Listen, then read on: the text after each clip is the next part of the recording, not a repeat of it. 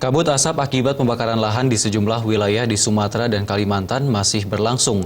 Lembaga Swadaya Masyarakat Indonesia Bangkit meminta pemerintah agar segera mengevakuasi korban asap akibat kebakaran lahan ini.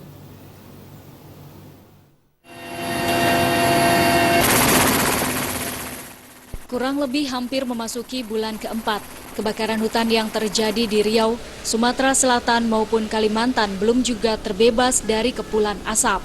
Sampai saat ini, asap masih terus menyelimuti daerah tersebut, sehingga menimbulkan kepanikan sosial khususnya korban jiwa yang terus berjatuhan, terutama ibu hamil, anak-anak, balita, dan warga usia lanjut. LSM Indonesia Bangkit menunjukkan rasa pedulinya terhadap korban kebakaran hutan dengan melakukan aksi di kawasan Car Free Day, Bundaran HI pada Minggu pagi.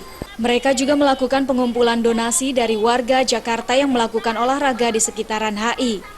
Hasil donasi tersebut rencananya akan disalurkan kepada korban kebakaran hutan dengan pembagian masker, makanan pokok, serta rumah aman untuk proses evakuasi sementara korban. Koordinator aksi Karsiwen menyatakan aksinya ini sebagai bentuk kekecewaannya kepada pemerintah yang belum menunjukkan aksi nyata dalam mengevakuasi korban asap. Tuntutan untuk segera mengevakuasi, kemarin Presiden baru mengeluarkan impres yang katanya akan mengevakuasi dan menyiapkan kapal perang. Namun itu juga di daerah belum langsung ada tindakan nyata. Dari Jakarta, Rudi Wijaya dan Ketut Sumadiase